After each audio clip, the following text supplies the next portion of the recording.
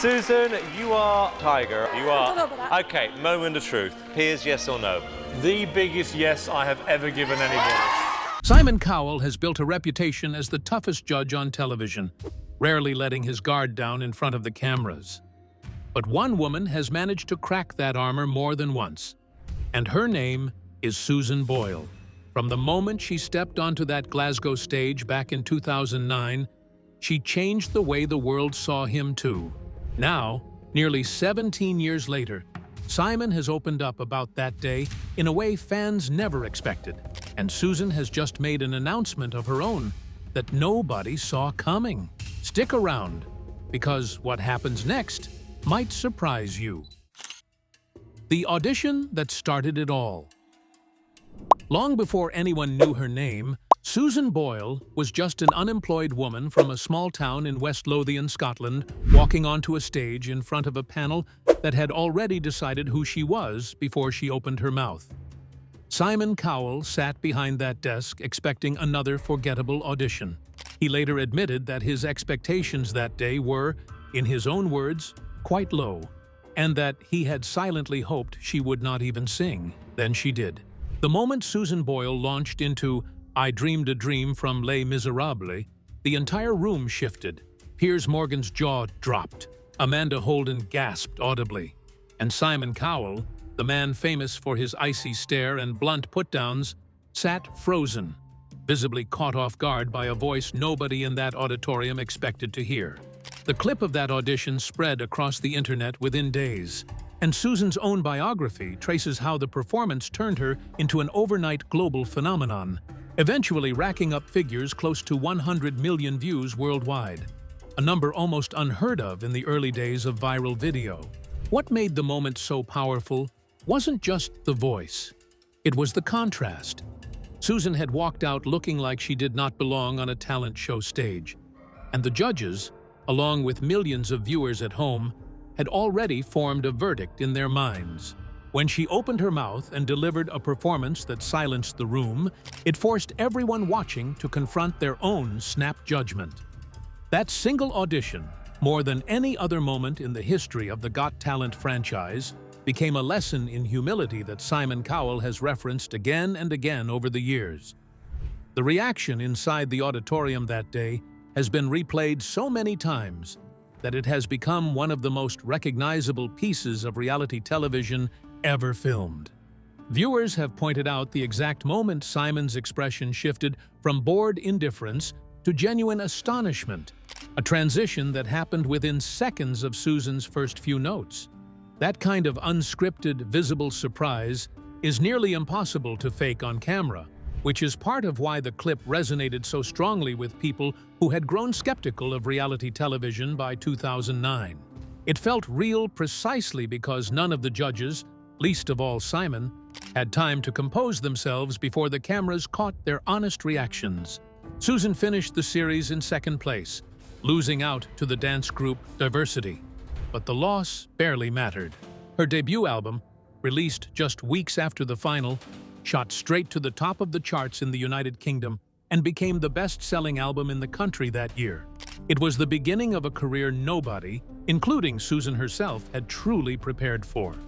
Even Piers Morgan, never known for handing out compliments easily, later called the audition one of the greatest moments he had ever witnessed on live television, a rare instance of the show's harshest critic agreeing wholeheartedly with the public reaction. Behind the scenes, the road to that stage had not been easy. Susan had auditioned unsuccessfully for a different talent competition years earlier, and her ambitions had been repeatedly delayed by loss. First when her sister died in 2000, and again in 2007 when her mother passed away after Susan had spent years caring for her.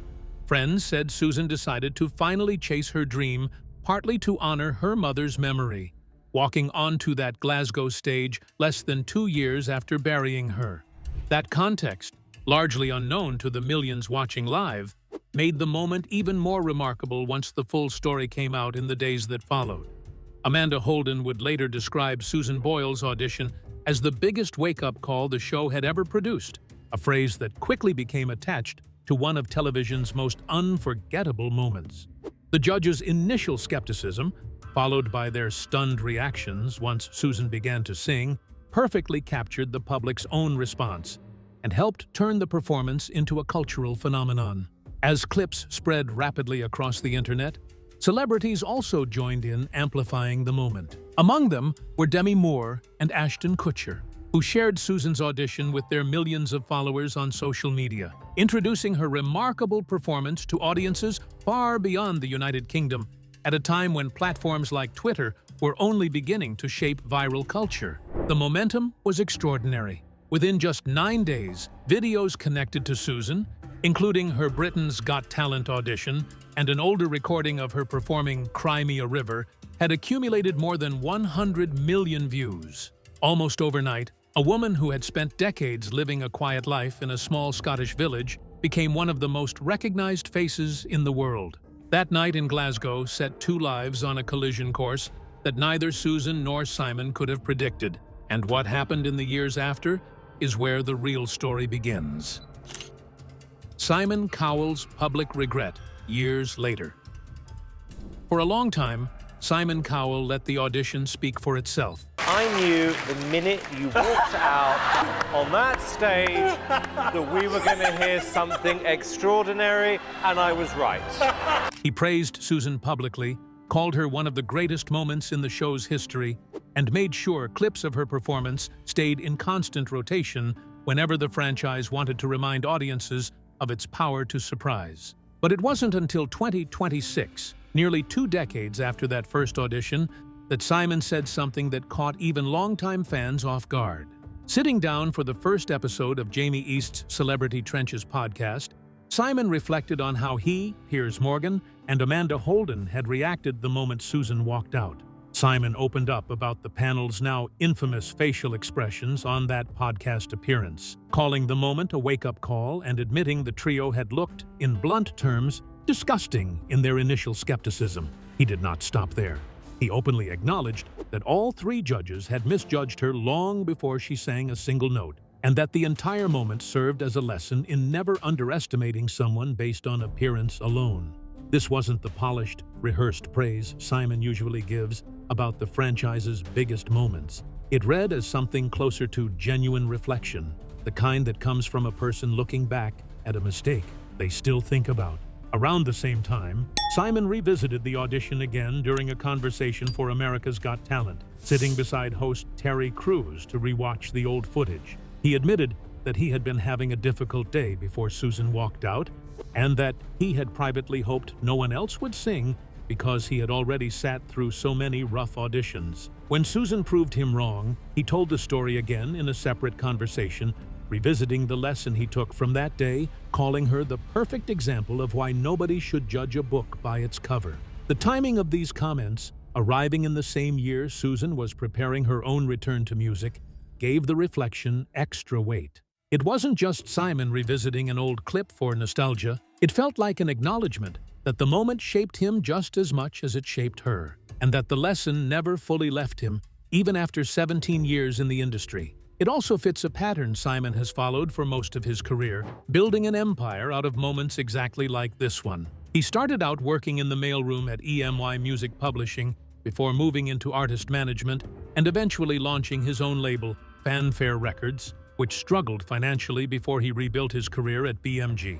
His first major breakthrough came when he signed 2 actors from the British series Soldier Soldier to record a cover of Unchained Melody, a single that shot to #1 and gave Simon the credibility to eventually create Pop Idol, followed by The X Factor and the Got Talent franchise. Susan's audition became, in many ways, the single moment that best captured what Simon had spent his whole career trying to find: a completely unexpected talent hiding behind an ordinary exterior. Their friendship has been documented extensively over the years they have known each other, and their paths crossed again in a more public way in January 2019, when Susan made a surprise return to the stage for America's Got Talent, The Champions, a special edition of the American franchise built around former contestants from talent shows around the world. Simon told her directly that he was genuinely thrilled to see her, and the audience gave her another standing ovation nearly a decade after her original audition. That reunion mattered because it showed the relationship between Susan and Simon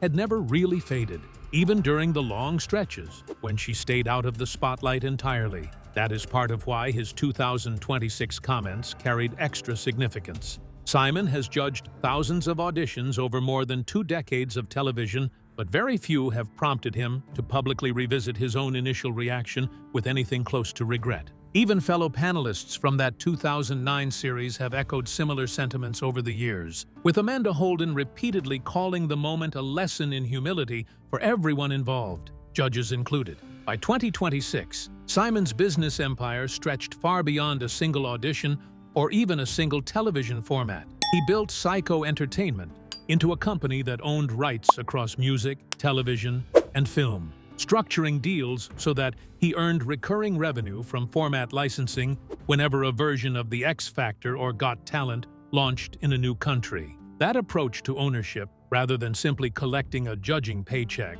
is widely credited as the reason his fortune kept growing even during years when individual shows saw ratings decline. Susan's audition, replayed constantly across every international version of the format, became one of the most valuable pieces of promotional content Simon's companies ever produced, a fact that adds another layer to why he keeps returning to the story publicly. Industry analysts have pointed to that single clip as one of the clearest examples of how reality television could generate value long after its original broadcast, since new viewers kept discovering it years after it first aired, long before anyone used the term viral moment as casually as people do today. For a producer whose business model depends on manufacturing must-watch television, Susan's audition became something closer to a proof of concept, showing exactly what his format was capable of producing under the right circumstances. While Simon was busy reflecting on the past, Susan was quietly fighting a battle that fans knew almost nothing about, one that would test her far more than any judging panel ever could. Susan Boyle's life after the spotlight. Fame arrived for Susan Boyle almost overnight, and it came with a level of scrutiny she had never asked for. Before Britain's Got Talent, she had spent most of her life in the same council house in Blackburn, West Lothian, caring for her mother until her death in 2007, a loss that pushed Susan to finally chase the singing career she had quietly dreamed about for years. She had grown up as the youngest of a large family, was bullied in school over a childhood diagnosis of learning difficulties, and later revealed that she has Asperger's syndrome, something she said helped her understand herself far better once she finally had the diagnosis in hand. Susan's autobiography, published in 2010, entitled The Woman I Was Born to Be, gave fans their first real look into the years before the audition, detailing the local talent competitions she entered throughout the 1990s and early 2000s, years spent recording demo tapes and mailing them to record labels that rarely wrote back. Long before Britain's Got Talent, she had already tried out for a different British talent program in the mid-1990s without success, a rejection that could have easily convinced a less determined performer to give up entirely. After the show, Susan released a string of albums that performed remarkably well, given how unconventional her rise to fame had been. Her debut, I Dreamed a Dream, became a global bestseller within weeks. Follow-up records like The Gift, Someone to Watch Over Me, Standing Ovation, Hope, and A Wonderful World kept her name relevant well into the 2000s, and by the early 2020s, she had sold more than 25 million records worldwide, a figure that places her among the most commercially successful talent show contestants in television history. But the fame that made her famous also came at a personal cost. Susan has spoken openly in past interviews about the exhaustion and anxiety that followed her rapid rise, including a brief hospital stay after the 2009 final as she adjusted to a level of attention she had never experienced. She has described her pre-fame life as mundane and routine, a stark contrast to the whirlwind that followed. During an appearance on an American daytime talk show not long after her breakthrough, she reflected on how ordinary her daily routine used to feel before the audition changed everything, a comment that struck many viewers given how extraordinary her voice had proven to be all along. Even as her career grew, she remained deeply connected to her roots, continuing to volunteer at her local Catholic church in Blackburn and visiting elderly members of her congregation whenever her schedule allowed. Susan's family has remained a constant presence throughout her career. Born the youngest of 9 children to a father who worked as a miner, and a mother who worked as a shorthand typist. Susan grew up in a household where music was always present, and she spent years singing in her parish choir long before anyone outside Blackburn knew her name. She has never moved out of the same council house she grew up in, a detail she has mentioned in interviews as a reminder of where she came from, even as her career carried her to stages around the world, including a memorable appearance connected to a papal visit that she later described as one of the great honors of her life. By the late 2000s and 10s, Susan had scaled back her public appearances considerably, choosing quality over quantity when it came to performances and interviews. She released a 10th anniversary compilation album in 2019 to mark a decade since her audition, accompanied by a short tour. But even then, longtime fans could sense that something in her health and stamina had changed. What nobody outside her closest circle knew was just how serious that change would become only a few years later. That shift from quiet superstar to near total silence had a cause fans would not learn about until she was ready to share it herself. Battling health setbacks in silence. Susan later opened up about the toll the ordeal took on her health and confidence, explaining that in April 2022, she suffered a stroke that left her unable to speak or sing properly, with significant muscular weakness affecting one side of her body. Susan Boyle makes a surprise appearance during the Britain's Got Talent finale on Sunday and revealed she suffered a stroke last year that left her without her speech. For someone whose entire identity had been built around her voice, the setback was devastating in ways that went far beyond the physical. She kept the diagnosis almost entirely private for over a year, working through speech therapy while the public had no idea what she was going through behind closed doors. Susan finally broke her silence in June 2023 during a surprise appearance on Britain's Got Talent, joining the West End cast of Les Miserables to perform I Dreamed a Dream, the very song that had launched her career 14 years earlier. Before she sang, she told the audience that the moment felt extra special because she had suffered a minor stroke the previous April and had fought hard to get back on that stage. The performance, delivered in front of the same franchise that made her famous, became one of the most emotional moments in the show's recent history.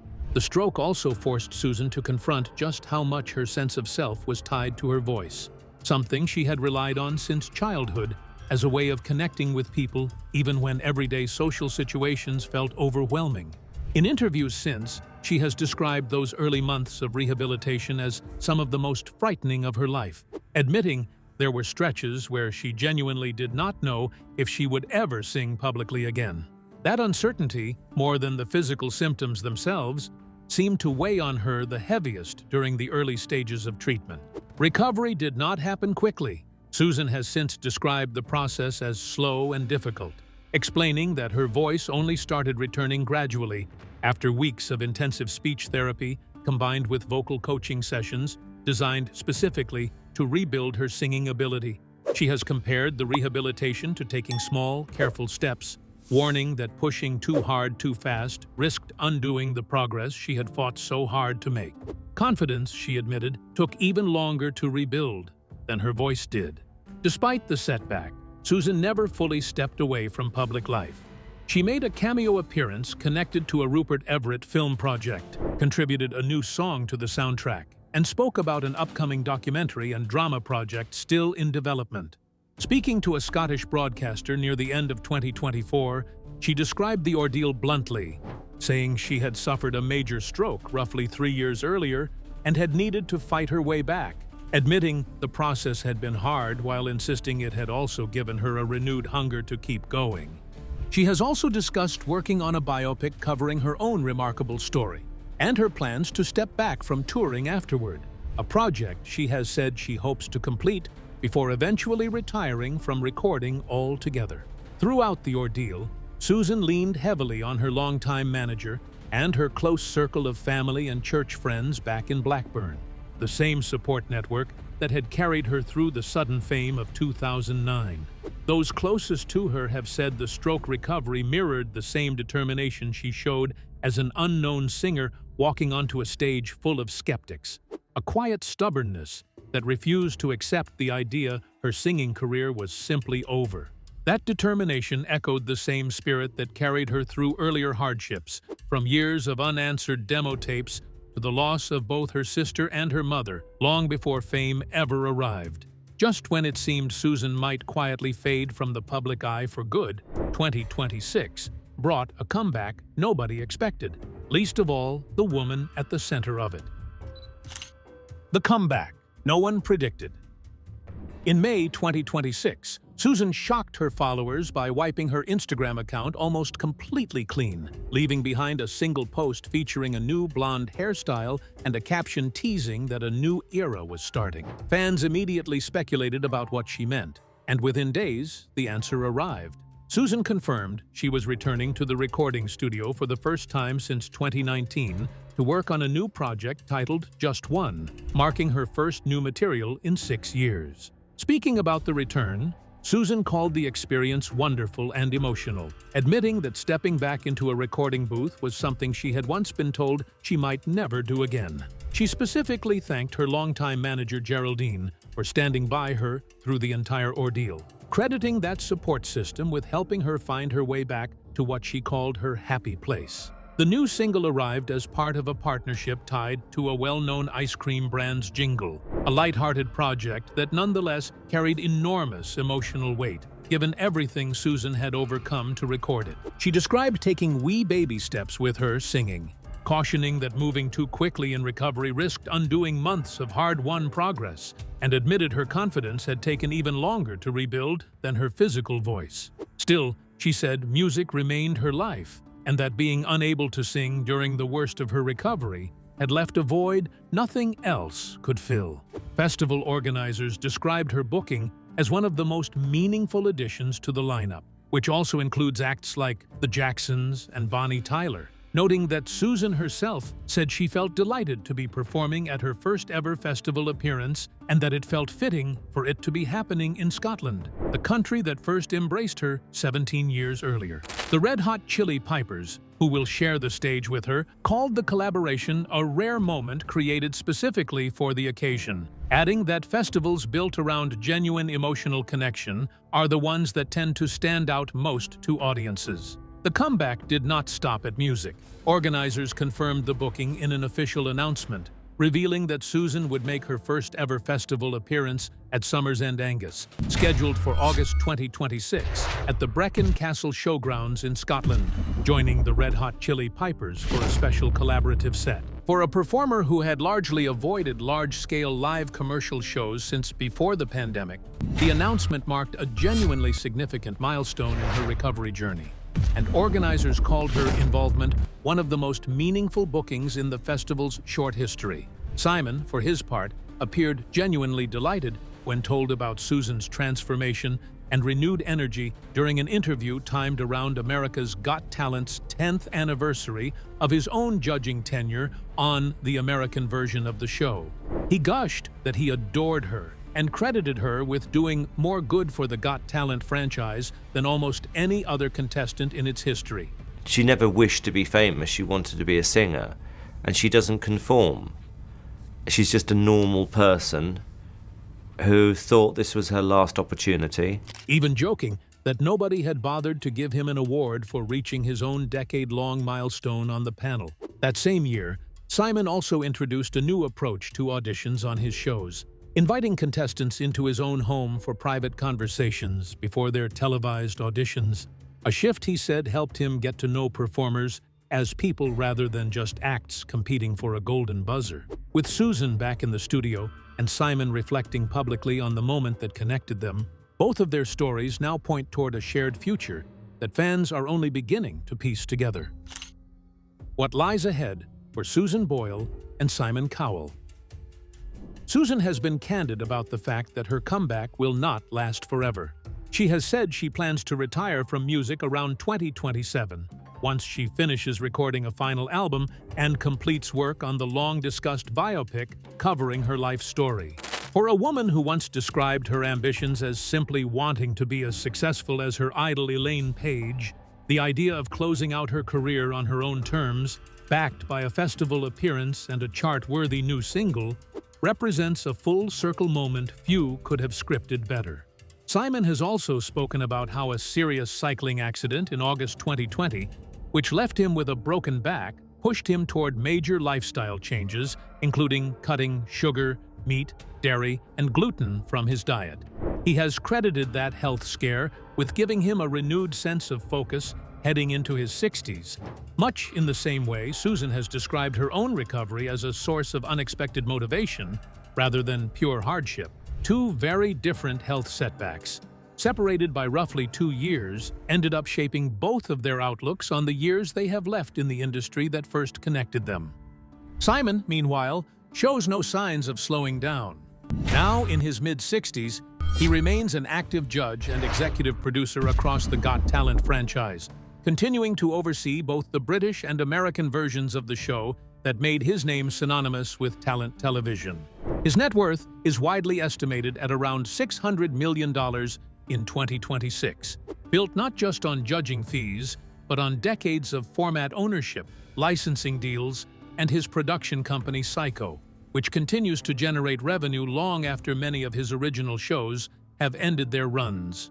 What makes the Susan Boyle story different from so many other talent show breakouts is how it refuses to fade quietly into nostalgia.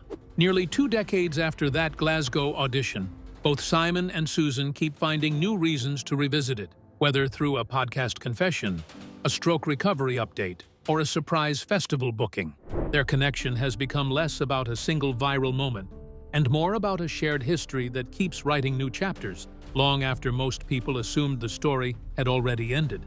Susan's own fortune, built primarily through record sales, touring, and brand partnerships rather than television judging fees, remains far smaller than Simon's television empire. But by most public estimates, she has built a comfortable 7-figure net worth entirely from a career that almost never happened. She has said in past interviews that money was never the driving force behind her return to music, describing singing instead as something closer to a need than a job, the same need that pushed her onto that Glasgow stage in the first place. For Simon, the Susan Boyle audition still gets cited as a defining case study whenever new talent show formats are pitched around the world.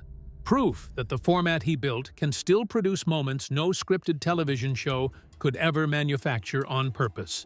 Fans hoping for a joint appearance before Susan's planned retirement will likely get their wish, given how often the two have crossed paths over the past 17 years, whether through anniversary specials, surprise reunions, or reflective interviews like the ones that defined 2026. Neither Susan nor Simon has suggested their story is truly finished, and if their history together says anything, it is that the most memorable chapters have a habit of arriving when audiences least expect them. Whatever comes next, one thing seems certain. The audition that once made the world stop and listen is still shaping both of their lives, nearly 17 years later, in ways that continue to catch fans completely off guard. With this, we have come to the end of this video. Thanks for watching. If you enjoyed this video, do well to like, comment, and subscribe for more content. To enjoy more thrilling stories, click now on the following video that pops up on your screen.